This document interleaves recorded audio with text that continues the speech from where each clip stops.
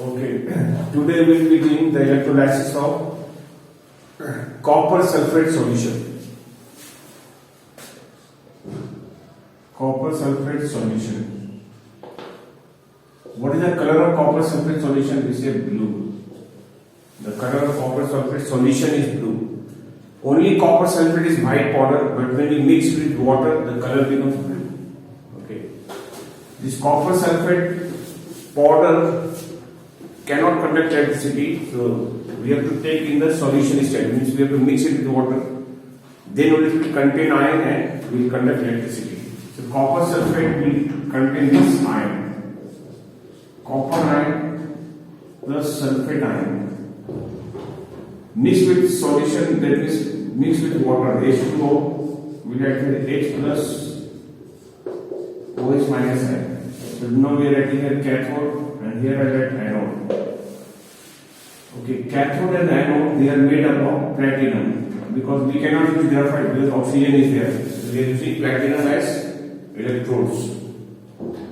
Cathode acts as a positive, but there are two different positives. One is copper, one is hydrogen. Which will be captured here? The one which is less active. Copper is below hydrogen, so copper will be discharging here. Copper ion will come here at the cathode, will be preferably discharged. Plus 2 will change into copper metal. What is the color of copper metal? Pink or brown. Copper metal is obtained. Anode, whichever there are two different, so it will be attracted this OH. So OH minus E, it will change into OH. And how to make it stable?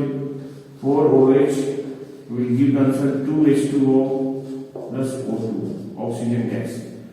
That is product at the cathode is pure copper metal, which is brown in color or pink in color, and at the anode we get oxygen gas. Again the water is formed, that water will remain in the solution and will be stopping the conduction after some time. The reason is same as the what I gave in the electrolysis of acidified water, same, because water, the entire electrolyte will change into pure water and the conduction will stop. One important thing out here, the observation. We see the blue color of the solution, blue color of the copper sulfate solution will disappear, will fade. Why it will fade? Because of copper ion, the color was blue. Now the copper ion is discharging completely and changing into pure copper metal. Due to the discharge of copper ion, the color, blue color of the electrolyte solution will disappear. That will happen when we are using platinum electrodes. So this is important here. Whatever reaction taking place, this reduction, whatever reaction here, oxidation, again the redox reaction and other thing is same. But the difficulty with this electrolysis is that the formation of water that will stop the conduction after some time. So I've done it now. In some cases, the electrodes plays important role and a different role. Now, in the case where we have oxygen coming, so we cannot use graphite, so we are going for platinum. But platinum on large scale we cannot afford, so we have to use in the form of thin wire, it is expensive. Now, in this case, we can use the metal whose ion is present, provided that the metal is a good conductor of electricity. That can also be used as electrode. Like out here we got copper metal and hydrogen ions.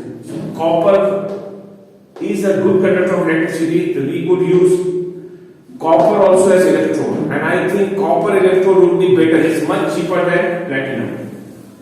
So electrolysis of copper sulfate solution can be done using copper electrode also. We can use platinum electrode or copper electrodes. Let us see, if we use copper electrode, then what change will occur now? Copper electrodes we are using now. Copper electrodes we are using. Check now. What is the answer now this time? When I did NaCl's electrolysis, sodium was there, but sodium we cannot use electrode because sodium is a bad conductor of electricity. But here copper is a very good, copper metal is a very good conductor of electricity. So we can use even copper metal as an electrode. Okay, even silver ion is there, we can use silver. Silver is the best conductor of electricity. We can use silver electrodes also. And if we are having nickels, we can use nickel also as electrodes. Lead we cannot use because lead is the bad conductor of electricity. We cannot use it. So when I use copper electrodes, reaction at the cathode remains the same. Reaction at the anode will change. Normal rule says that whichever is less active, they will discharge. But when we are using the metal whose ion is present, that time none of them will discharge. None of them will be discharged by the anode. That means what will happen instead of that? This is made up of copper. This will be losing 2 electrons and will change into copper ions like this. This will happen. No oxygen form, no water form. That is, conduction will not stop. Conduction will be smooth and throughout, unless we switch it off, unless we stop sending current. Electrolysis process will carry on. This type of observation will be the blue color solution will not disappear, will not fade. Why it will not fade? Because at one place copper ion is discharging, but at the anode the copper ion is again forming back. So due to the formation of copper ion back at the anode, the blue color solution does not fade. So this observation is important. When we do the electrolysis of copper sulfate solution using platinum electrodes, the blue color fades. And when you are using copper electrodes for the same, the blue color does not fade. So these two observations are very, very important. Now, the electrolysis of copper sulfate solution using copper electrode is even used for the electro refining of copper metals.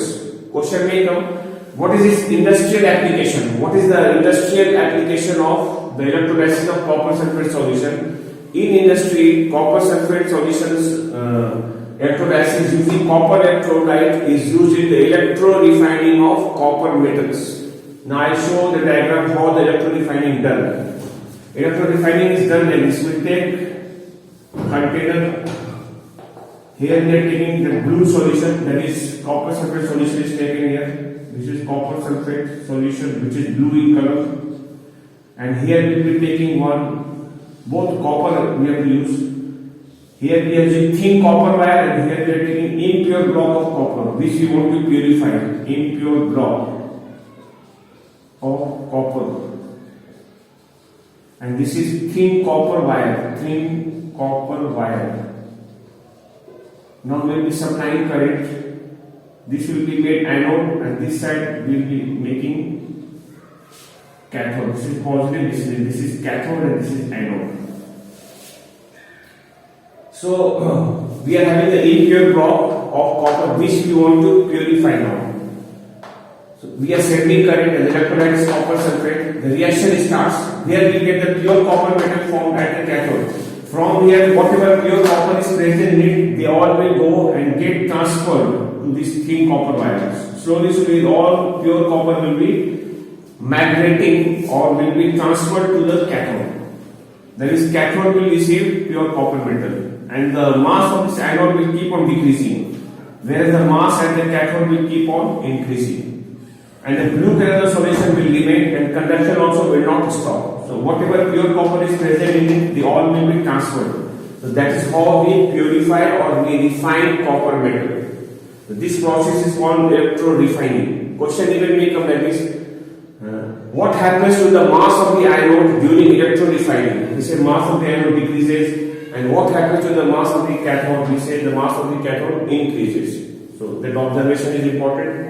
Mass decreasing, mass increasing, and copper sulfate solution blue color will not fade because we are using both copper anodes we are using, and this is also made up of copper only.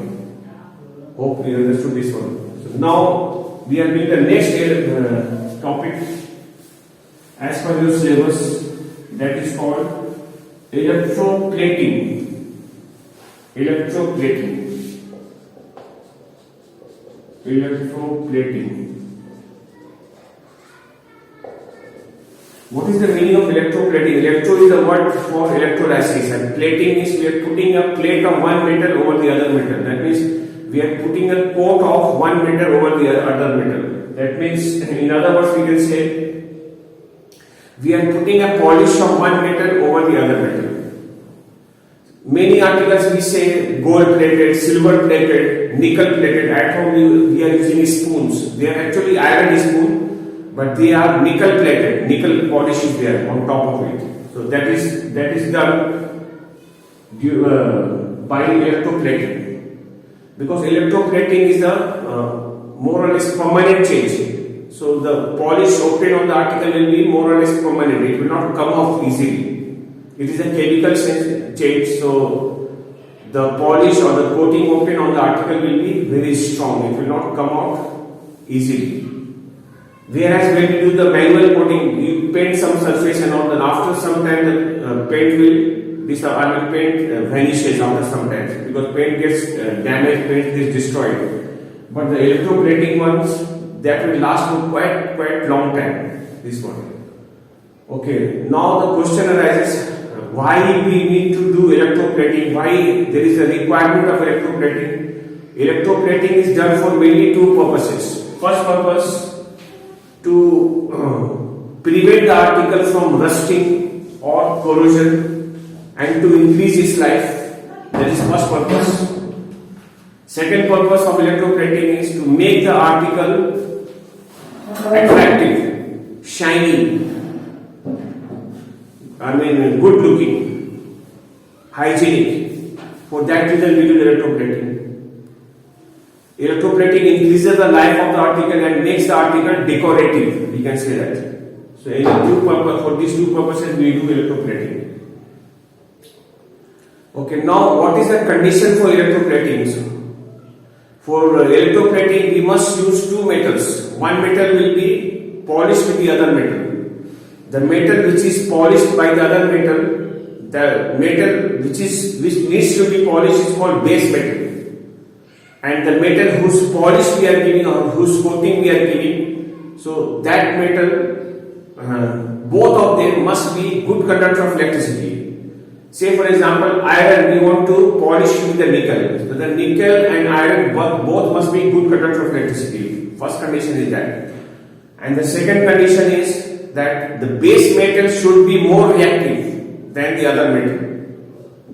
That is, suppose we are having iron spoon and we have to polish with the nickel. So the iron has to be more reactive, since iron is more reactive than the nickel. So nickel polish can be given over iron article. But we cannot polish nickel with the iron. Iron polish cannot come, because iron is more reactive, cannot stay outside, it will always go inside. So polish of less reactive metal is given over the more reactive metal. Suppose metal A is plated, electroplated with the metal B. So out of the two metals, which one will be more reactive? We say metal A is more reactive, because this one is plated with B. So A will be more reactive. We write that as more reactive than B. And both the metals must be good conductor of electricity. So that condition is the first condition which we can say. And both the metals, like the article and the metal whose polish is being given, both must be good conductor of electricity. That is the second condition. Third condition, that the ions of the metal whose plating is being done, whose polish is being done, that ion must be present in the electrolyte. Suppose we are nickel plating iron article, the nickel ion must be present in the electrolyte. We are silver plating iron, that is silver ion must be present. Less reactive metals ion must be present in the electrolyte. And we know the fact that less reactive ion only will be discharging, and more reactive ion they do not discharge, because less reactive ion will have more tendency to be attracted by the anode, and they will only discharge at the cathode and the anode, that will only have. Okay, the third requirement or condition is that there must be a very low current for a proper polish or for a proper coating to be obtained on the article.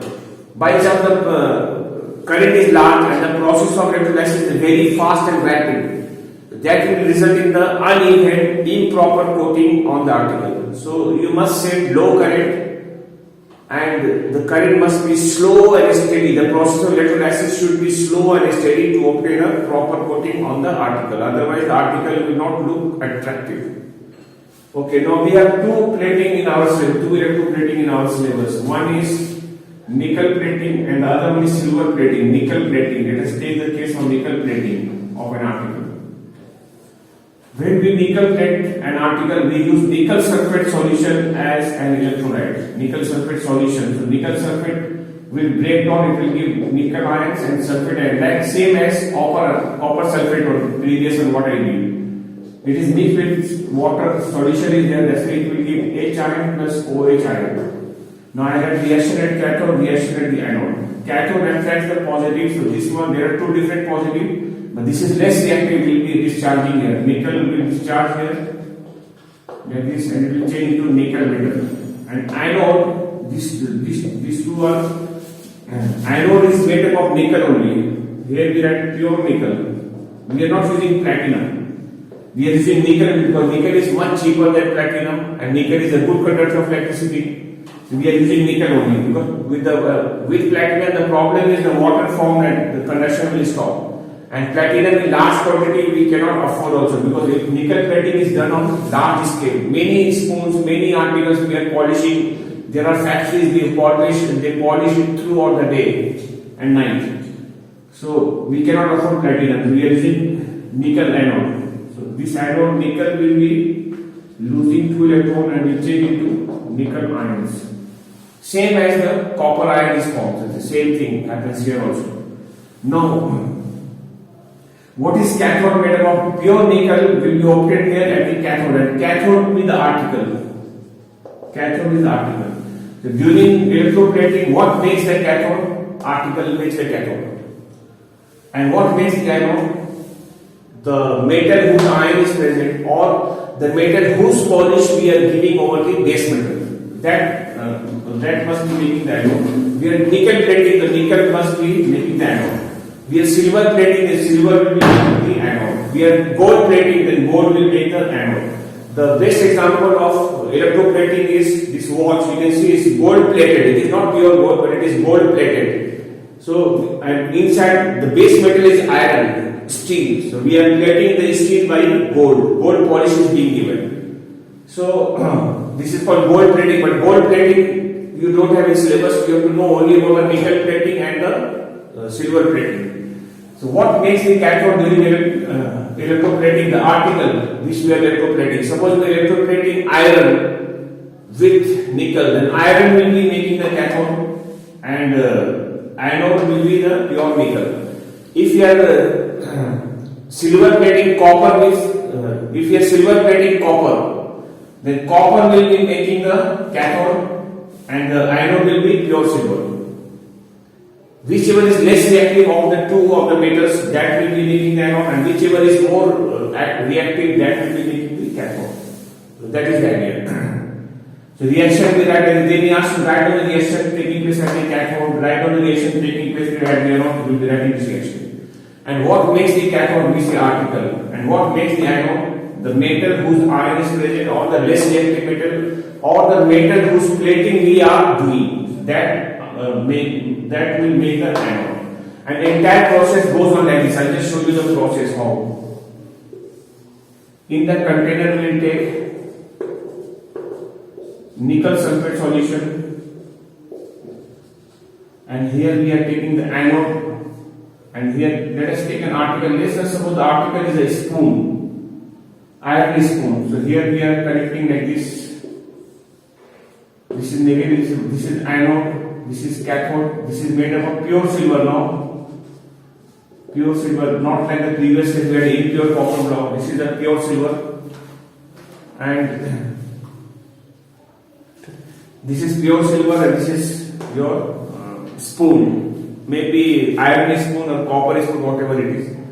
When the electrolysis starts, pure nickel will be transferred here to the cathode, which is the article. From where the pure nickel will come and will be deposited at the cathode and will make the cathode nickel polished or nickel plated. So process will go on like this, and the process is quite slow. So the proper coating you open there on the article. So this is the article. This one is the article. Article may be iron or will be more reactive than silver, and they must be, both of them must be good conductor of electricity. So what makes the cathode? We say article. What makes the anode? The metal whose polish we are giving. This is pure nickel, pure nickel, not silver, pure nickel. Okay. And the solution is nickel sulfate solution. What happens to the mass of the anode? Here also in the electroplating tank, mass of the anode decreases and mass of the cathode increases. So that will happen. That also you have to see.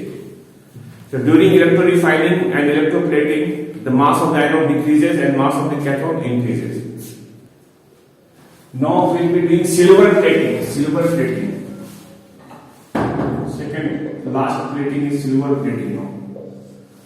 So when we do the silver plating, when I did the nickel plating, what ion must be present in the electrolyte? We say nickel ions.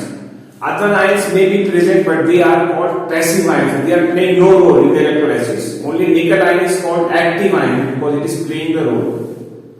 So in silver plating, what ion must be present in the electrolyte? We say silver ion must be present. And silver will make the anode.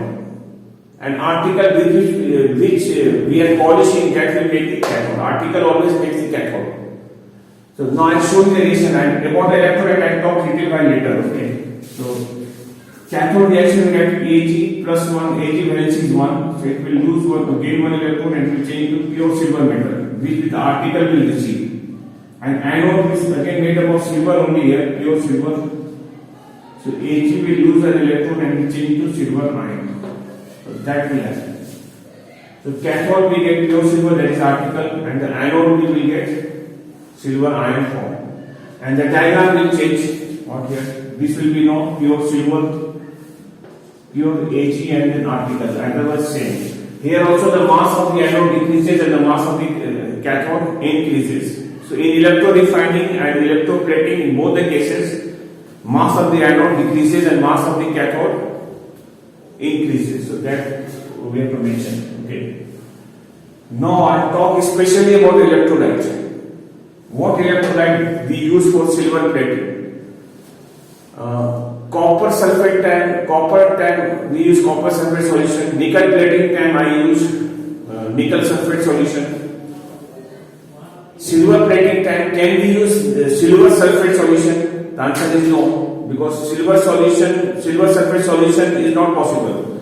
As silver sulfate is an insoluble sulfate. There are 4 sulfates which are insoluble, if you remember.